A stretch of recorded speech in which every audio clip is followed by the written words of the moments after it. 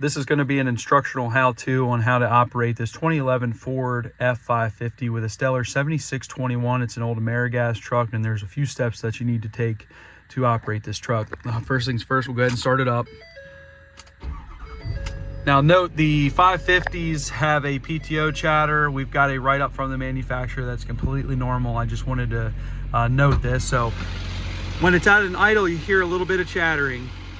Again, we've got a write-up that I can share, but once you start idling it up, it does go away, indicating the PTO chatter. Pretty much every 550 I have here does this, so don't be alarmed at that. Go ahead and set your parking brake. You want to make sure that your parking brake light is on, and you're also going to set your PTO. Your PTO is right here. Just flip it on, and you'll hear the truck kind of idle up. Idles up and you hear a different noise. That's your PTO kicking on. So to operate your crane, you're just going to flip on your crane switch. If you need to operate your lift gate, you turn on your lift gate switch. You don't need to turn on your PTO to operate your lift gate. And then these are just your compartment lights and work lights. So we're done inside the cab. Your PTO is set as long as it's idled up and you can hear that PTO actually on. You can hear it's almost like a whine noise. All right, so come back to the back of the truck.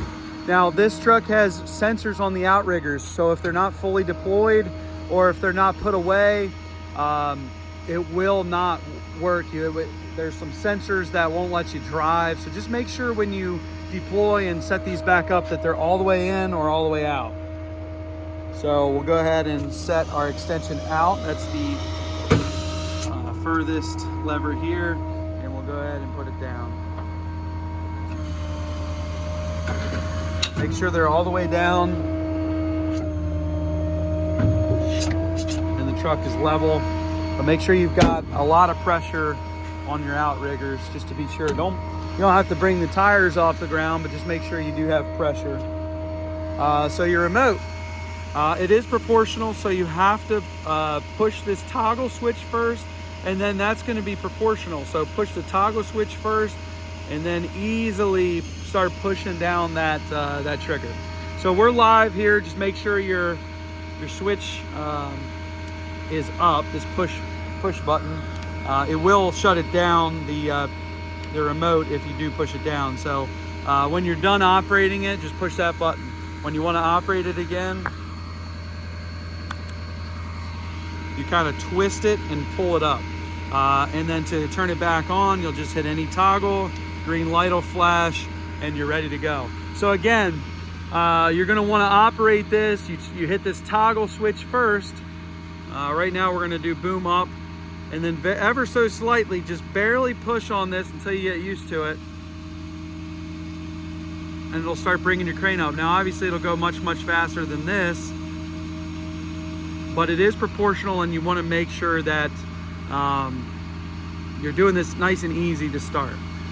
So I'm not going to deploy the whole thing here, but we'll just show you a couple functions. There's your extend, retract, winch down, winch up, rotation. Now there is a lock on this that doesn't allow you to do 360. So if that ever does fail or something like that, make sure you don't operate this crane in a 360 motion, because you'll start twisting your wires. But there is a safety in place for that. So we'll go ahead and put this down back on our pedestal. Line this up onto here. There's a ridge in your crane, so kind of get that over a little bit and set it down. Okay, there's a sensor for that as well, so you want to make sure you have your crane down with a little bit of pressure applied.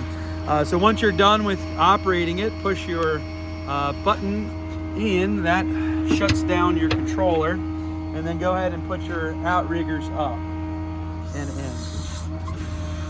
So that's going to be your curb side, this is your street side, and again, make sure these are all the way up and all the way in before you start to drive it.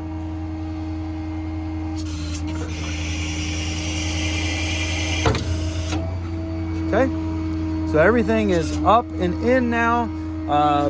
Your controller is safe back here. Close the door, come to the front. Now, once you turn your PTO switch off, you'll hear it kind of idle down again, and your PTO will be shut off. And then all you do is just unset your parking brake, and you're ready to go. And that's it. Any questions, feel free to reach out.